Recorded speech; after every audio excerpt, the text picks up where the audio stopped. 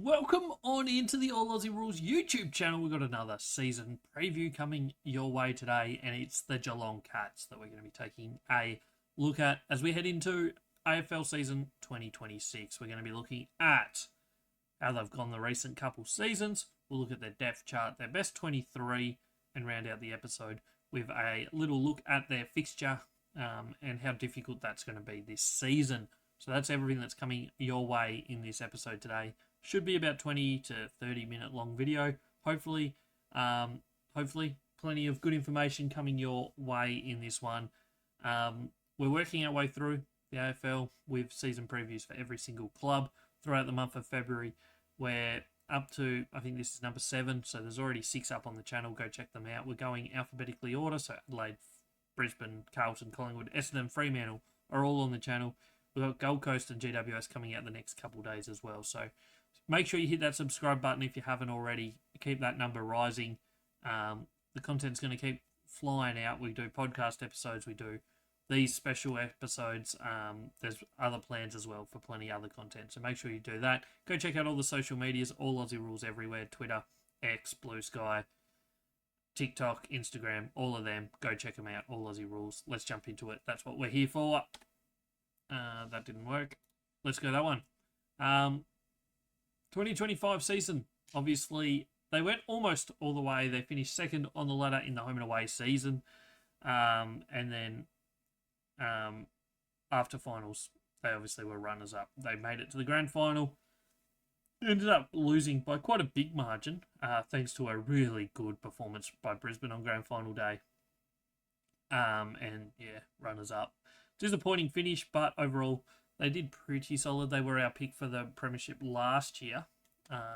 This time last year in all the videos, including the season preview, I was sprouting about Geelong going all the way last year, and they went very close. They nearly made me correct, but in the end they just fell short. 26 games played, 19 wins, 7 losses, 104.9 points per game, second most in the AFL. I think only 2 teams did average over 100 points per game, so really, really good offensively last year, but they were also very, very good defensively. Just 76.7 points against on the season. I think the least was Collingwood at 70, and then there was a couple in the 72 and 74 range. So pretty solid season from Geelong across offense and defense, and as I said, they nearly went all the way. A look at their last 5 years. Obviously, runners-up last year in 2025. Really solid season, 19-7. 2024, they were one step short of that when they made it to a home prelim final against Brisbane Lions, but just got overrun late in that one. So they finished 3rd that year, and then after finals, they finished 4th. 16-9 on the season. Pretty decent effort, in all honesty. 2023 was their down year, their one down year in the last 5-year stretch. Well, longest stretch really, because 2020 they also made a grand final. 10 wins, 12 losses, 1 draw, coming off a premiership the year before. I think it was just a year they had to have. 2022, they finished top of the ladder. They went 21-4 and they won the premiership. They were absolutely dominant throughout most of the year.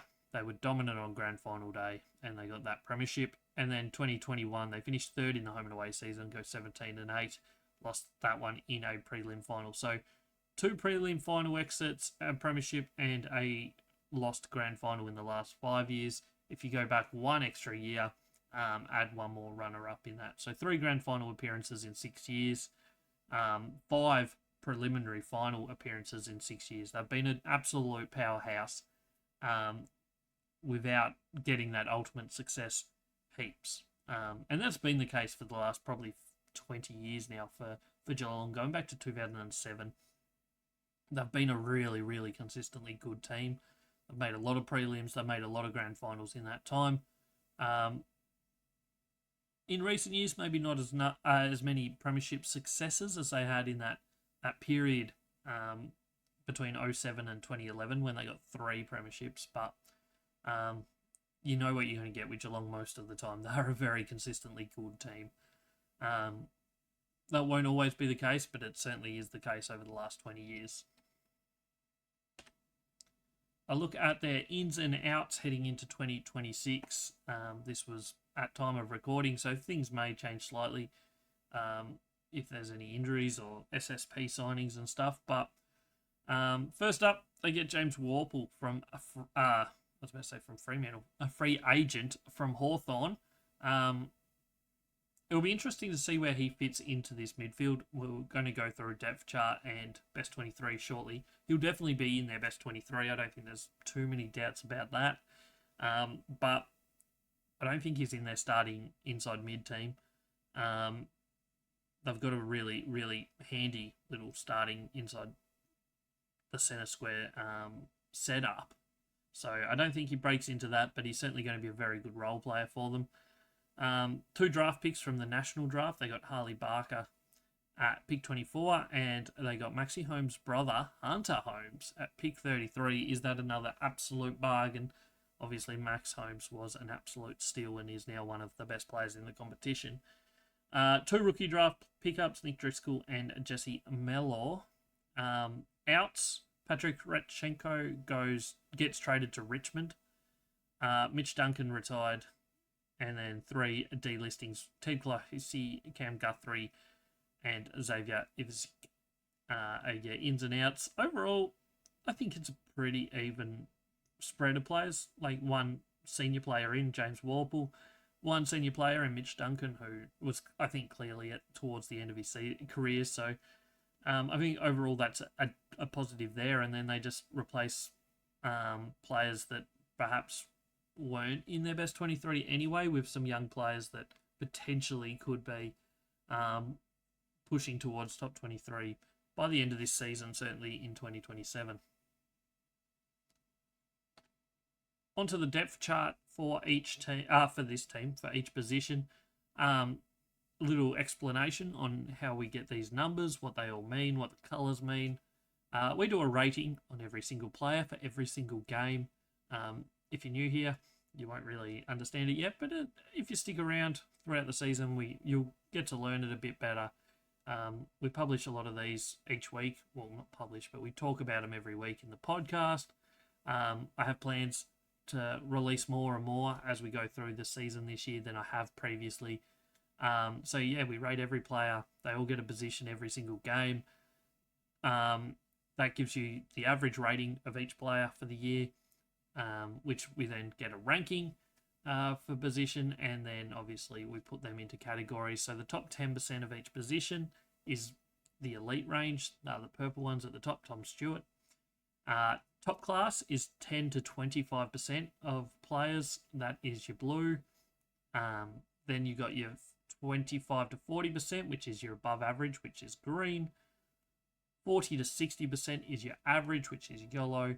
And then 60 to 100% is orange. And then red did not play last year, so there's a few of them there. And then purple, or pink even, which there's none on the screen at the moment. They're people that weren't on the list last year that got drafted going into this year. So little explanation there. If you have any queries, reach out.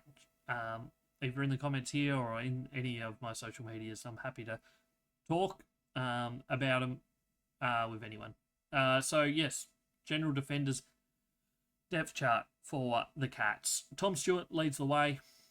He was rated elite last year, ranked number 6 as a general defender last year. He's a good ball user, gets plenty of it. He's very important to the running game of this Geelong Cats outfit, and I think they severely missed him in the grand final. Obviously, he was out with concussion last year in the grand final, which was heartbreaking for him and certainly hurt the Cats' chances, I think. They just really struggled in that sort of area at times. They were needing other players to go back and be that last, kicking it out of 50 sort of range. And it just didn't work for them at all. Zach Guthrie, he is in the above average category, had a pretty solid season last year. And then you got Lawson Humphries ranked 52, Jed Buse, Mark O'Connor we didn't see a heap of. And then Morifei Forbes and Hoffman both didn't play. So overall, Tom Stewart's a star. I think Guthrie, Humphries, both definitely in their best 22. I think they need a little bit more in that general defender role. Whether that's Humphries getting slightly better or getting a little bit more out of Buse and O'Connor this year. And probably how it's going to go. I think O'Connor's probably the big one there. If they can get a bit more out of him, that would be hugely for them. That would be huge for them. Key defenders, really solid stocks without having any out-and-out stars. They had three main ones last year. They were pretty much the only ones last year. Some players did rotate through it at times because Sam de Koning went into the ruck at times and other things. But Jack Henry ranked number 20. Connor O'Sullivan was ranked number 25. Outstanding early form from him in his career. And Sam de Koning ranked number 26. So all very, very closely ranked, those three, all in the above average category. To have three players in the above average or better category is really, really solid. If they can get one of them to take that next step and get maybe top 12, top 10 in the AFL, that would be huge. And then the only other one on their list at the moment is Jake Kolajasny, who did not play last season at all. Moving into the forward line, there's a lot of talent in this forward line. Let's be honest here. So starting off, we have Brian Myers, who was ranked number 2 as a general forward last year, and Sean Manor, who was ranked number 3 as a general forward last year. They were both outstanding. They're both top-class general forwards. Neither of them the big goal kickers, but they do set up a lot of goals. They get high disposal numbers for their sort of role, and they're both very, very important to this team. Next up, Paddy Dangerfield. Technically was classed as an inside mid last year. I think he played one extra game as an inside mid than as a forward. He's still got huge ability in the middle when he needs to. His prelim final was absolutely massive as both a midfielder and a forward. So I think we'll still see a fair chunk of him in both roles this year. That's why I haven't put a position rank there, because he was rated as a midfielder. But if he puts up similar numbers to last year, he will be huge again for this Geelong Cats outfit. He's getting towards the twilight of his career, but he still showed it, as I said in that prelim final last year, that he's still well and truly at playing at a good enough level to compete and be hugely influential on a game. Next up, we've got Stengel and Martin, both in their best 23, in my opinion. Both had really, really solid years. For the kind of roles that they play, it's not always a high-scoring role in terms of this rating system, but they both put up really decent numbers and both definitely would get games at any other club as well. Brad Close, still ranked 29th, and he's, 6th on that list. It's an area of the ground where they've really got numbers at the moment, and as we said, maybe they need a little bit more in the half-back flanker sort of role, so maybe there's room for someone to move back there, I don't know. Or maybe onto a wing. I guess we'll see as the pre-season continues. And then Chillian Burke did not play, and Oliver Wiltshire did play, but never played more than half a game of footy in the year, so is listed as unranked. Key forwards, they got one of the best in the competition. Obviously, last year's Coleman medalist, Jeremy Cameron, had an outstanding season. We were on the 100 watch for him at periods late in the season. Didn't quite get there in the end. Didn't have a great finals campaign. Broke his arm in the grand final. So a lot of things did go poorly for him and the Cats late. But he had an outstanding season. Kicked 11 in a game against North Melbourne. Was fantastic there. Put up some really big numbers throughout the year. One of the better key forward seasons we've seen over the last 10 years in terms of goal kicking. He's an out-and-out star, and he will continue to be until he hangs up his boots. You'd have to think he plays a different role than most key forwards, in that if he's not getting much of the footy, he roams around and he'll jump into the midfield and high half forward and get disposals up and get some confidence up, and he can also be that one that delivers it into 50 hitting targets. So he's hugely important to this Geelong makeup, and he's an absolute star. supported really well last year by Shannon Neal, who's shown some really positive signs in improvement. He's certainly their number 2 key forward now. He was ranked 14th as a key forward last year. Kicked plenty of goals, some very important goals throughout the finals. He's a tall, he marks well, he kicks pretty accurately in front of goal, so he's pretty important. Ollie Henry struggled to stay in the team last season. His number's not great. I still think he's probably their 3rd best key forward right now. But he's hasn't really taken off just yet. But that's not to say that he won't. He's still pretty young, so we'll see how that plays out. And then Jacob Moyler and Jay Polkinghorne did not play last season. Jumping into the midfield, and we've got a lot of numbers here in the inside midfield category. There's no doubt about it. Starting off with their elite player, it was Maxi Holmes last year. Fantastic season from him. Was really good in the grand final. In my opinion, was their best player in the grand final, and I think he's their best midfielder. Plays a different sort of role than a Bailey Smith, but really good season.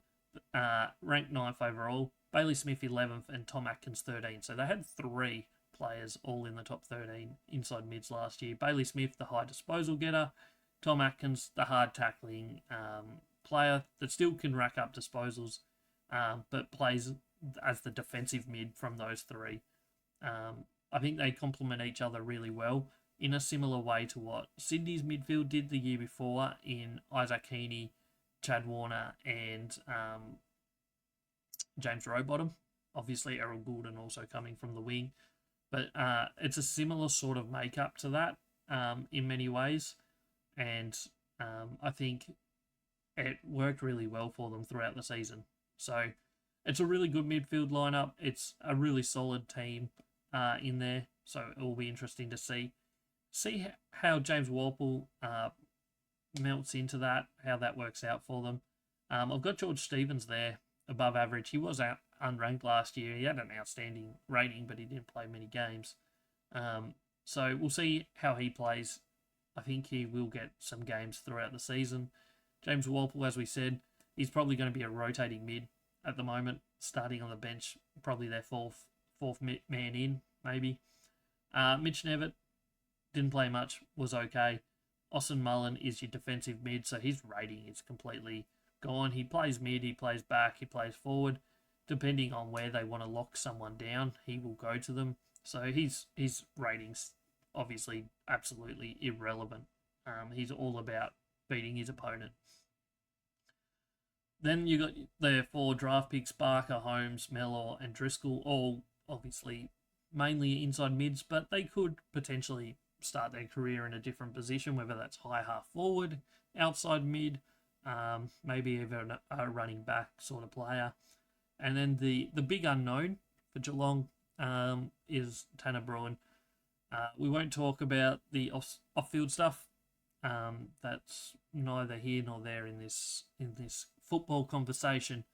But he will be a very big in for them this year. If he is fighting fit and ready to go in 2026, he will be very important for them because he is good enough to be in this starting midfield as well. So we'll see if he is probably around that Warple level as well and just adds another string to this midfield bow. Moving to the outside mids, Ollie Dempsey is their number 1. He was ranked number 6 as an outside mid last season. He was huge in the grand final, kicked a few goals. Granted, a couple of them were very late. He did kick the first as well, though. He plays that role as good as anyone. He gets back really well. He gets forward, over the back, forward on the skinny side, fat side, very, very, very well. So he's huge at that role. Whether he ever moves into the inside mid, there's been talk that could be happening this season. It's a position where they're pretty well stacked already, so I don't know, maybe he's still better out as an outside mid for the moment, but we'll see how that plays out. Jack Bales, ranked 13 last year, was really, really good.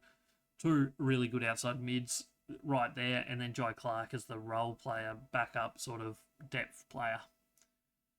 In the ruck, you got Mark Blixarves, who he doesn't just play ruck.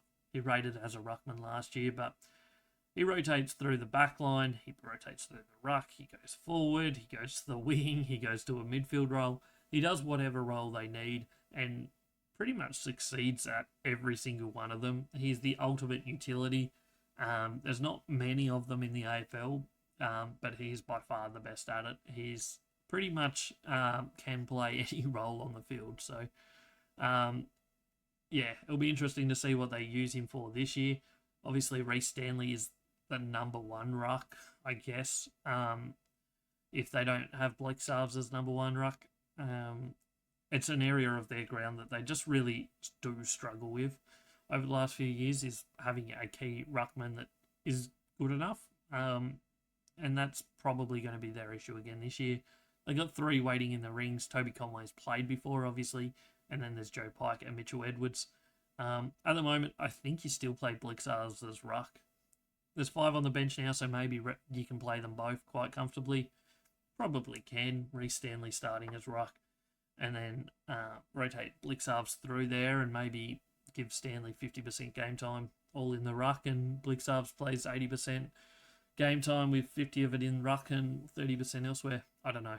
I'm not a football coach, but that's for Chris Scott to work out, I guess. Moving on to their best 23 as I've done it. This was done a few weeks back now, but don't think too much has changed in my mind. Could be wrong. Starting in the forward line, we're going Paddy Dangerfield, Shannon Neal, Ollie Henry. Dangerfield, as we said, can rotate into that midfield, but I still think as a forward, that's his best role at the moment. I've got Ollie Henry in there. I want them playing 3 talls, just obviously rotating through the bench as well, giving Stengel plenty of game time, but I think the 3 tall system works. Half forwards, Myers obviously rotates through midfield, wing, and half forward. Jeremy Cameron, Coleman medalist, self-explanatory, and Sean Manor was outstanding last year and has been since he joined the AFL as a mature age recruit a couple of years ago. Your 2 wings, Dempsey and Bowers, as I said, they're really, really good in those roles. And then I've got Reece Stanley as starting ruck. Obviously, maybe Blixarves. Those 2 are pretty interchangeable. Holmes, Bailey Smith, Tom Atkins is pretty self-explanatory midfield as well. Half back line, we got Tom Stewart, their best defender, or running half back. Sam De Koning, Lawson Humphreys, and then your full back line of Zach Guthrie, Jack Henry, and Connor O'Sullivan. Your interchange of Mark O'Connor, Tyson Stengel, James Warple, Blixarves, and Austin Marlin. That's how I see the Geelong lineup, best 23. The next in line, Tanner Bruin. I think will get plenty of opportunities and probably breaks into this best 23 in my opinion. Toby Conway, George Stevens is another one that I could see breaking in. Mitch Nevitt, Brad Close, and Jed Buse are the 6 emergencies I have for this team. Only thing left to look at is a look at the fixture analysis for the Cats in 2026. They played 10 home games, 7 away games, and 6 neutral games for the year. So it's not the worst little spread of games. They have 16 Victorian games, 3 in South Australia, 1 in WA, 1 in New South Wales, 2 in Queensland. They have a bye in round 2 and round 16. And the teams they play twice is quite difficult, really. 5 out of the 6 played finals last year. So Adelaide, who finished 5th after finals, Gold Coast, who finished 6th, Brisbane, obviously grand final rematch, that happens twice this year. Collingwood, who finished 3rd last year, Fremantle, who finished 8th last year, and the one relief one, I guess, is North Melbourne, who finished 16th. Their draw difficulty comes out as 7th, and the reason for that is that they get the GMHBA games. I know that there's a lot of controversy. Some teams don't go there, mainly Collingwood, but that's irrelevant here. Playing home games, you get a higher rating, or the opposition get a lower rating in this case, than if it was a neutral game. So that does affect this rating, which means that their draw difficulty isn't as hard as perhaps some other teams. So they sit 7th in the draw difficulty, so right around about midfield. the teams above them. So Gold Coast is the hardest, then Carlton, Essendon, Bulldogs, Melbourne, Collingwood in this system. If you want a full explanation, there was a podcast episode released October or November last year when the fixture was released that I did. So go check that out. All Aussie Rules on YouTube, Spotify, or Apple Podcasts. Easiest draws in the competition this year, according to these numbers, are Port Adelaide, Richmond, GWS, and Fremantle. That's pretty much all we have for you. Don't forget to hit that follow button if you haven't already. Hit subscribe even button. We're on YouTube here. I know what I'm talking about. Hit the like button. I've lost my words. Like button if you enjoyed it. Leave a comment. Let me know what you think of Geelong's team. Anyone that I missed from the best 23, please let me know. We'll be back with another episode tomorrow as we move into Gold Coast Sun territory. We've got podcast episodes 2 coming out next week. We have one that came out yesterday, so go check that out. Appreciate you for being here. We're going to keep pumping out these videos all pre-season long. Go check out all the social medias, all Aussie Rules everywhere. Go find them. Give them all a follow. I appreciate you being here. I'm John. This is another episode or video on the YouTube channel of All Aussie Rules, and I'll be back soon with another video.